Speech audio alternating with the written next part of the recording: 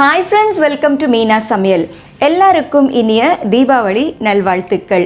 தீபாவளி அப்படின்னாலே வந்து ஒரு செலிப்ரேஷன் அப்படிங்கிறதையும் தாண்டி ஃப்ரெண்ட்ஸ் கூட கெட் டுகெதர் பண்ணுறது, ரிலேட்டிவ்ஸை மீட் பண்ணுறது, ஸ்வீட்ஸ் வந்து ஒருத்தருக்கு ஒருத்தர் எக்ஸ்சேஞ்ச் பண்ணுறது அப்படிங்கிறது தான் இத்தனை வருஷம் வந்து நம்ம ஃபாலோ பண்ணிகிட்ருக்கோம். ஆனால் இந்த வருஷம் நம்ம எந்த மாதிரி ஒரு சுச்சுவேஷனில் இருக்கோம் அப்படிங்கிறது எல்லாருக்குமே தெரியும். எல்லாருக்குமே நிறைய அவேர்னஸ் இருக்குது.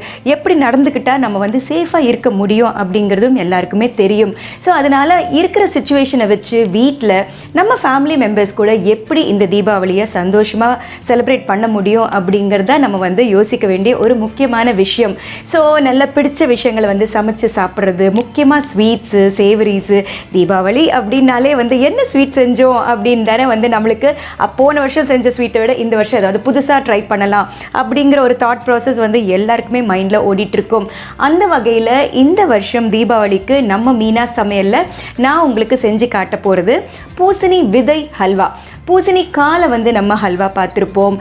பூசணி பாயசம் வந்து நம்ம சேனலில் நானே உங்களுக்கு செஞ்சு காட்டியிருக்கேன், நவராத்திரி சீரீஸ் போன வருஷத்தோடையது. ஸோ அந்த மாதிரி நம்ம பாயசம் பார்த்துருப்போம், அந்த காயோட ஹல்வா பார்த்துருப்போம். ஆனால் விதையோட ஹல்வா அப்படிங்கிறது கண்டிப்பாக உங்களுக்கு புதுமையான ஒரு விஷயமாக தான் இருக்கும் அப்படின்னு நினைக்கிறேன். ஆனால் எங்கள் வீட்டில் இது ரொம்ப பழசுங்க. எங்கள் பாட்டி காலத்துலேருந்து வந்து அவங்க செஞ்சுட்டு இருந்தாங்க, நாங்களும் ஹாப்பியாக சாப்பிட்டுட்டு இருந்தோம். அந்த அளவுக்கு ரொம்ப ரொம்ப டேஸ்டி, ரொம்ப ஹெல்த்தி கூட. அதனுடைய டெக்ஸ்சர் அப்படிங்கிறது வந்து ரொம்ப ரொம்ப முக்கியங்க. ரொம்ப ரொம்ப டேஸ்டியாக இருக்கும். கண்டிப்பாக இந்த ஹல்வாவை நீங்கள் ட்ரை பண்ணி பாருங்கள். நம்ம மீனா சமையல்லே வந்து நிறைய ஸ்வீட்ஸ் அண்ட் சேவரிஸ் ரெசிபீஸ் நான் காட்டியிருக்கேன். அதெல்லாம் என்ன அப்படிங்கிறது நான் சொல்கிறேன். புதுசாக ஏதாவது எக்ஸ்பெரிமெண்ட் பண்ணணும் அப்படின்னு நினைக்கிறவங்க, இல்லைன்னா நிறைய தெரியும் ஆனால் டக்குன்னு வந்து நம்மளுக்கு ஸ்ட்ரைக் ஆகாமல் இருக்கும் இல்லையா, அந்த மாதிரி இருக்கிறவங்களுக்கு வந்து ஒரு ரஃப் ஐடியாவாக இருக்குமே அப்படின்னு தான். ஸோ என்னென்ன அப்படிங்கிறது வந்து பாருங்கள். ஆப்பிள் கீர், புடலங்காய் பாயசம், பரங்கிக்காய் பாயசம், மால்புவா, ஃப்ளாக்ஸ் சீட் லட்டு, அரிசி மாவு லட்டு, பிரெட் ரஸ்மலை, மைசூர் பாக், பாலப்போலி, கோதுமை ஹல்வா, கோகனட் பர்ஃபி, கொழுக்கட்டை பாயசம், அசோகா ஹல்வா, உளுந்து பர்ஃபி, பேசன் லட்டு, ஜவ்வரிசி பாயசம், ராகி லட்டு, ரவா லட்டு, ரிப்பன் முறுக்கு, காரம் கவ்வலு, தயிர் முறுக்கு, கோதுமை முறுக்கு, அரிசி மாவு தட்டை, மூங் தால் கிறிஸ்பீஸ், தேன்குழல் முறுக்கு, காரா சேவ், ஜவ்வரிசி தட்டை, ராகி ரிப்பன் பக்கோடா, ரவா சீடை. ஸோ ஏகப்பட்ட ஸ்வீட் ரெசிபீஸும் இருக்குது, ஏகப்பட்ட காரம் ரெசிபீஸும் இருக்குது. ஸோ இதனுடைய லிங்க் வந்து நான் கீழே டிஸ்கிரிப்ஷன் பாக்ஸில் கொடுக்குறேன். நீங்கள் பார்க்கணுன்னு நினச்சிங்கன்னா அந்த லிங்க்கை போய் நீங்கள் தொட்டிங்கன்னா அந்தோடைய ரெசிபிக்கு வந்து நீங்கள் போகலாம். ஸோ வாங்க இப்போது பூசணி விதை ஹல்வா எப்படி செய்கிறது அப்படிங்கிறத பார்ப்போம். பூசணி விதை ஹல்வா செய்ய தேவையான பொருட்கள். பூசணி விதை வந்து இந்த டம்ளரால் ஒரு டம்ளர் அளந்து எடுத்திருக்கேன். நல்லா வாஷ் பண்ணி ஒரு 2 hours வந்து வெந்நீரில் சோக் ஆகிட்டு இருக்கு.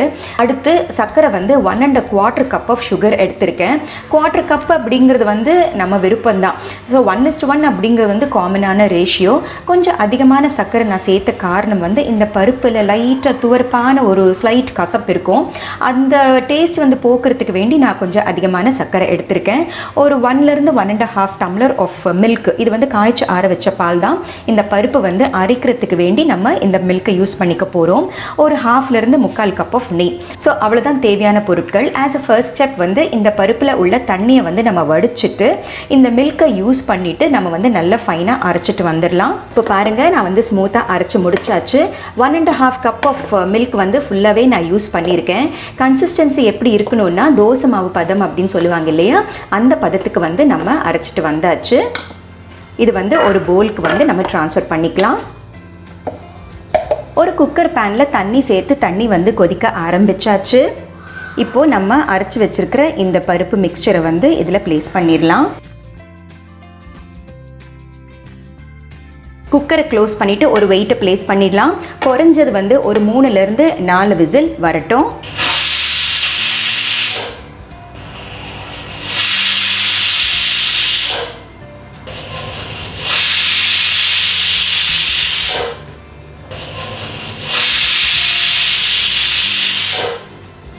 நாலு விசில் வந்தாச்சு. நான் ஸ்டவ் அணைச்சிடுறேன்.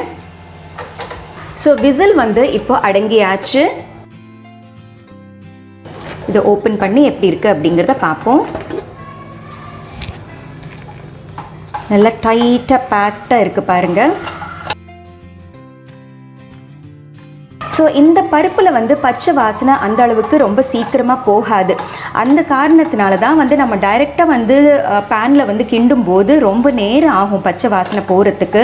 நம்மளுடைய ப்ராசஸை வந்து சிம்பிளிஃபை பண்ணுறதுக்காக தான் இந்த ப்ரெஷர் குக்கர் மெத்தட். இப்போ வந்து நம்ம ஹல்வா ப்ராசஸை ஆரம்பிச்சிடலாம். ஒரு பேன் வந்து ஆல்ரெடி ஹீட் பண்ணியாச்சு. நம்ம முதல்ல கொஞ்சமாக நெய் சேர்த்துக்கலாம்.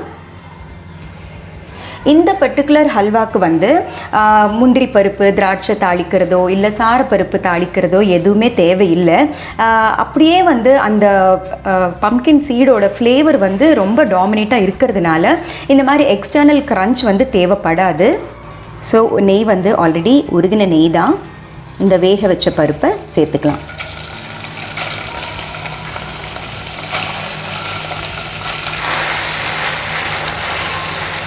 லம்ஸ் இருக்கிற மாதிரி இருக்கும், ஆனால் கிளற சரியாயிடும்.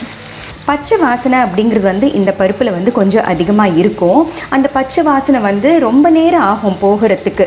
அந்த ப்ராசஸை வந்து நல்லா சிம்பிளிஃபை பண்ணுறதுக்காக தான் வந்து நம்ம ப்ரெஷர் குக்கர் மெத்தடில் செஞ்சுருக்கோம். நீங்கள் வந்து டைரெக்டாக கூட பண்ணலாம், ஆனால் இன்னுமே கொஞ்சம் நேரம் ஆகும். நல்லா இந்த ஹல்வா முடியும் போது நல்ல நைஸ் பியூட்டிஃபுல் க்ரீன் கலரில் இருக்கும். ஹல்வா வந்து பார்க்கவே ரொம்ப அழகாக இருக்கும்.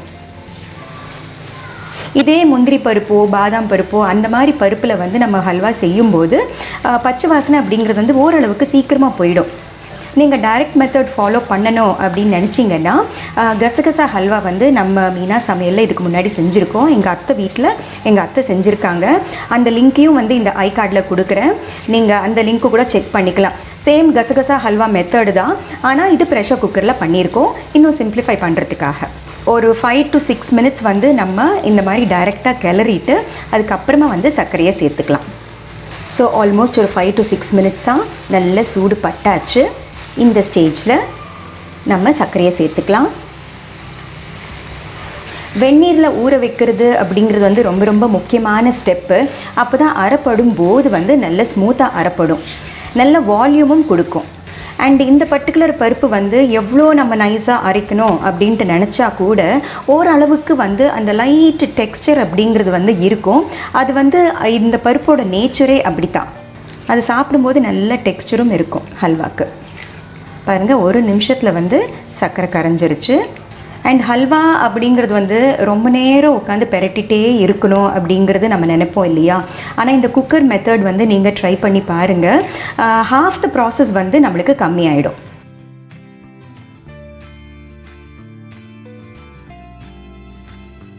ஸோ இது வந்து ஜஸ்ட் பிகினிங் தான். அதனால் வந்து நம்ம நெய் வந்து இப்போவே சேர்க்க வேண்டாம். ஒன்று போல் வந்ததுக்கு அப்புறமா கொஞ்சம் கொஞ்சமாக நெய் விட்டு நம்ம கிளறிட்டே இருக்கலாம். இப்போ பாருங்கள், 1% ஆஃப் ஈரம் வந்து நல்லாவே வற்றி போயிருக்கு. ஸோ ஒரு பேட்ச் ஆஃப் நெய் வந்து நம்ம இப்போ சேர்த்துக்கலாம்.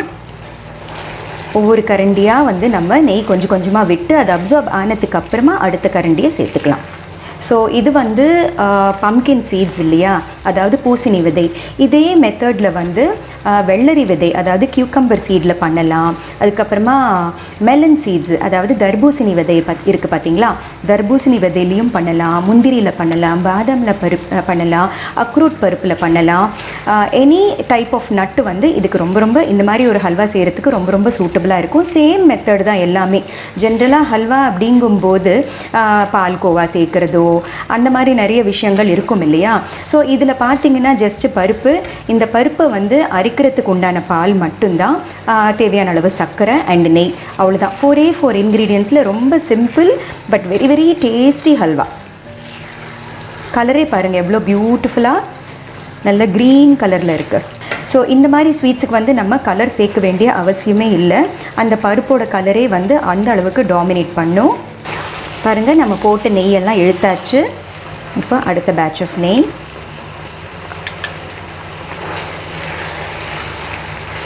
ஹல்வா ஸ்வீட்டு இல்லை பர்ஃபி அந்த மாதிரி செய்யும்போது நெய் எந்த அளவுக்கு சேர்க்கணுமோ அந்த அளவுக்கு சேர்த்தா தான் ருசியாக இருக்கும். அதில் வந்து நம்ம கொஞ்சம் கணக்கு பார்க்கக்கூடாது. அண்ட் அதுக்காக ரொம்ப அதிகமான நெய் கூட கிடையாது. ஸோ ஒரு கப் ஆஃப் பருப்பு நம்ம எடுக்கும்போது ஒரு ஹாஃப் டு முக்கால் கூட நான் சேர்க்கலைங்க, ஹாஃபை விட கொஞ்சம் கம்மியாக தான் நான் எடுத்திருக்கேன் ஆக்சுவலி.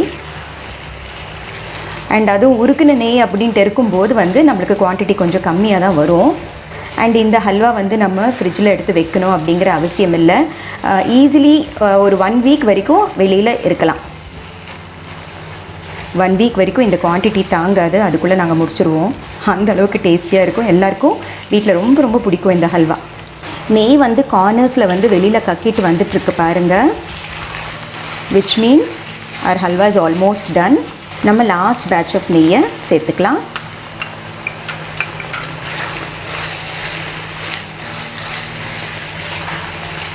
அவ்வளோதான், our halwa is done. ரொம்ப நேரம் வந்து நம்ம பெரட்டிகிட்டே இருந்தால் கூட அந்த ஹல்வாவுடைய டெக்ஸ்சர் வந்து ட்ரை ஆகிடும். ஹல்வாவுடைய டெக்ஸ்சர் அப்படிங்கிறது வந்து ரொம்ப ரொம்ப முக்கியம். இன்கேஸ் வந்து ரொம்ப நேரம் நீங்கள் பெரட்டி எடுத்துட்டீங்க, ஹல்வா வந்து ரொம்ப ட்ரையாக போயிடுச்சு அப்படிங்கும்போது என்ன பண்ணலான்னா, ஜஸ்ட் ஒரு டேபிள் ஸ்பூன் அளவு பால் தெளிச்சுட்டு திரும்பவும் வந்து அது வந்து அட்ஜஸ்ட் பண்ணிக்கலாம், ஆல்ட்ரு பண்ணிக்கலாம். அதாவது வீணாக போயிடுச்சே அப்படின்ட்டு வந்து நம்ம பயப்பட தேவையில்லை. பர்ஃபி அப்படிங்கும்போது தான் நிறைய ரூல்ஸ் இருக்குது. ஹல்வா அப்படிங்கிறது வந்து கொஞ்சம் ரொம்பவே ஈஸி ப்ராசஸ். ஸோ நம்ம ஹல்வா இஸ் ரெடி. நான் ஸ்டவ் சுவிட்ச் ஆஃப் பண்ணிடுறேன். அண்ட் எந்த ஒரு ஸ்வீட் பதார்த்தமாக இருந்தால் கூட நம்ம வந்து அந்த கடாயில் வந்து அப்படியே வைக்கக்கூடாது. இமீடியட்டாக வந்து ஒன்ஸ் இட் இஸ் டன் அப்படின்ட்டு வந்து நம்ம டிசைட் பண்ண உடனே இமீடியட்டாக வந்து நம்ம இன்னொரு பாத்திரத்துக்கு ட்ரான்ஸ்ஃபர் பண்ணிடணும். இல்லைன்னா இந்த சூட்டுக்கு வந்து இன்னும் டெக்ஸ்சர் வந்து மாறிடும். ஸோ our பூசணி விதை ஹல்வா இஸ் ரெடி.